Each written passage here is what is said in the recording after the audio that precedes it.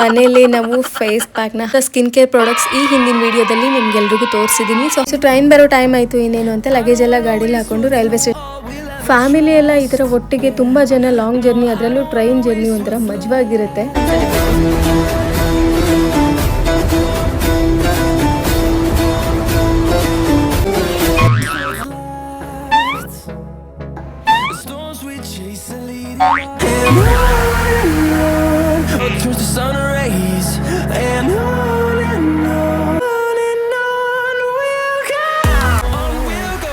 ನಮಗಿಂತ ನಮ್ಮ ಲಗೇಜೇ ಜಾಸ್ತಿ ಇತ್ತು.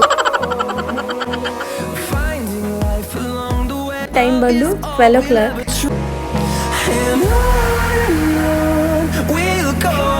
ನಡ್ಕೊಂಡು ಹೋಗ್ತಾ ಇದ್ವಿ.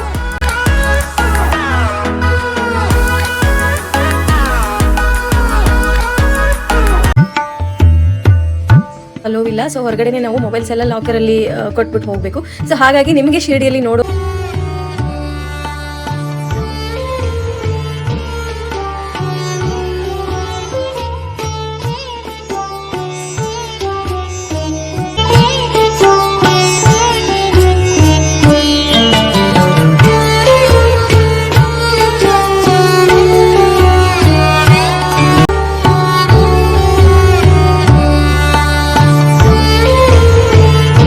Welcome back to my YouTube channel. So ಶಿರ್ಡಿಗೆ ನಾವು ಇವಾಗ ಬ್ಯಾಕ್ ಪ್ಯಾಕ್ ಮಾಡ್ಕೋತಾ ಇದ್ದೀವಿ.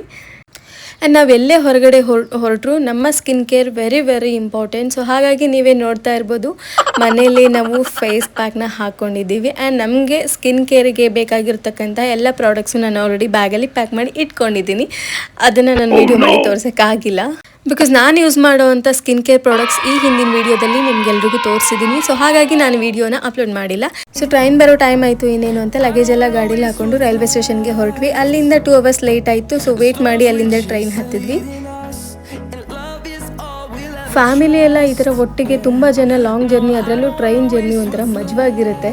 ಸೊ ನೈಟ್ ಆಗಿರೋದ್ರಿಂದ ನಾವು ಅಲ್ಲಿ ಇಲ್ಲಿ ಸೀಟ್ ನಂಬರ್ನ ಹುಡುಕಾಡದೆ ಸಿಕ್ಕಿರೋ ಜಾಗದಲ್ಲೇ ಕೂತ್ಕೊಂಡ್ವಿ ಎಲ್ಲರೂ. ನಿದ್ದೆ ಮಾಡಿ ಎದ್ದೇಳೋ ಅಷ್ಟರಲ್ಲಿ ಬೆಳಗಾಗಿ ಹೋಗಿತ್ತು. ಆಲ್ಮೋಸ್ಟ್ 7:30 ಆಗಿತ್ತು. ಬೆಳಗಾದ್ಮೇಲೆ ನಾವು ಬೇರೆ ಬೋಗಿಗೆ ಹೋಗಿದ್ದು, ಬಿಕಾಸ್ ನಮ್ಮ ನಂಬರ್ಸು ಎಲ್ಲ ಒಂದೇ ಬೋಗಿಲೇ ಇರಲಿಲ್ಲ. 5 ಜನದ ಒಂದು ಬೋಗಿ ಆದರೆ ಮಿಕ್ಕಿದ 4-5 ಜನದ್ದು ಇನ್ನೊಂದು ಬೋಗಿ ಆಗಿತ್ತು.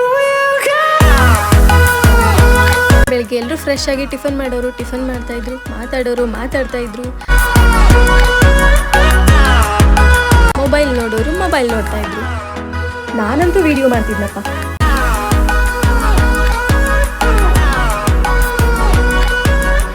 ಟ್ರೈನ್ 1 hour ಸ್ಟಾಪ್ ಆಗಿತ್ತು.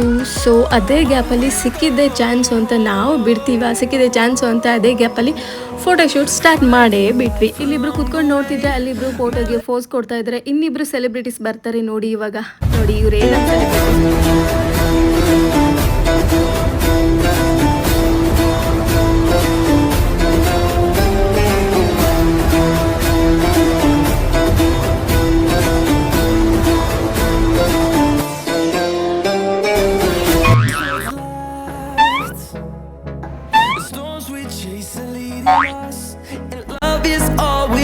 trust, yeah. No, I don't wanna waste what's left. And on we'll go. ಕೂತು ಬೇಜಾರಾಗಿ ಮೊಬೈಲಲ್ಲಿ ಲೂಡೋ ಆಡೋಕ್ಕೆ ಸ್ಟಾರ್ಟ್ ಮಾಡಿದ್ರು. ನಾನು ವಿಡಿಯೋ ಮಾಡೋಕ್ಕೆ ಸ್ಟಾರ್ಟ್ ಮಾಡಿದೆ.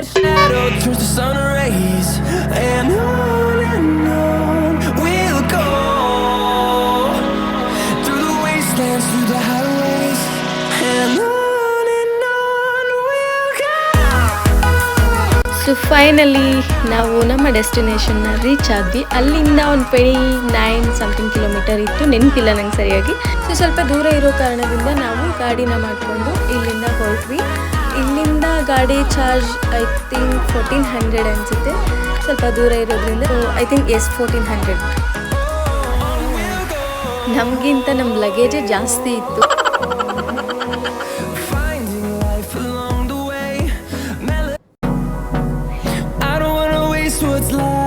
ಅಡ್ವಾನ್ಸ್ಡ್ ಆಗಿ ನಾವು ರೂಮ್ ಬುಕ್ ಮಾಡ್ಕೊಂಡಿದ್ರಿಂದ ನಮಗೆ ಈಸಿ ಆಯಿತು. ಆ್ಯಂಡ್ ನಾವು ಬಂದಿದ್ದ ಟೈಮ್ ಬಂದು 12 o'clock. ಆ್ಯಂಡ್ ರೂಮ್ಸ್ ಕೂಡ ಅಷ್ಟೇ ತುಂಬ ನೀಟಾಗಿಟ್ಟಿತ್ತು.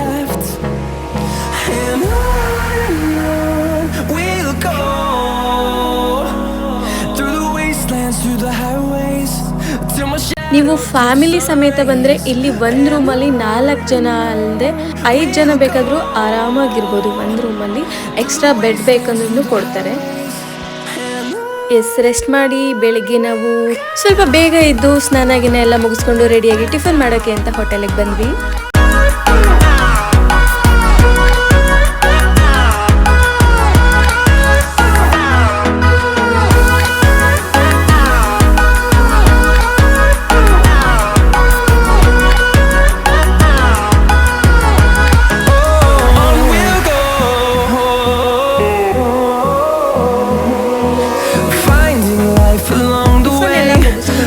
ದರ್ಶನಕ್ಕೆ ಅಂತ ಹೊರಟ್ವಿ. ಅಲ್ಲಿಂದ ಜಸ್ಟ್ ವಾಕಬಲ್ ಡಿಸ್ಟೆನ್ಸ್ ಇರೋದ್ರಿಂದ ಅಲ್ಲಿಂದ ಹಂಗೆ ನಡ್ಕೊಂಡು ಹೋಗ್ತಾ ಇದ್ವಿ.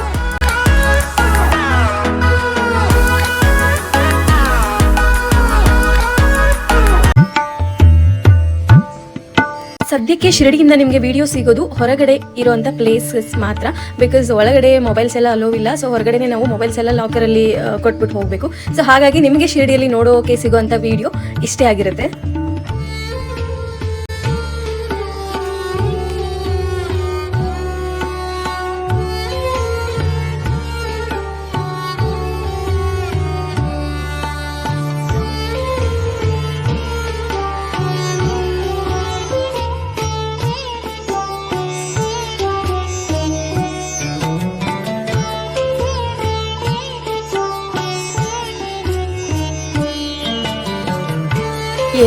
ನಾವು ಹೊರಗಡೆ ಬಂದಾದಮೇಲೆ ನಮ್ಮ ಮೊಬೈಲ್ನ ಎಲ್ಲ ತಗೊಂಡ್ವಿ.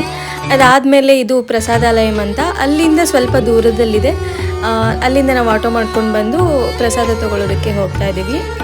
ಶಿರಡಿಲಿ ನಾನು ಜಾಸ್ತಿ ವಿಡಿಯೋ ಮಾಡೋಕ್ಕಾಗಲಿಲ್ಲ. ನೆಕ್ಸ್ಟ್ ಬರೋ ವಿಡಿಯೋದಲ್ಲಿ ಖಂಡಿತ ನಿಮಗೆ ದರ್ಶನ ಸಿಗುತ್ತೆ. Just wait and watch.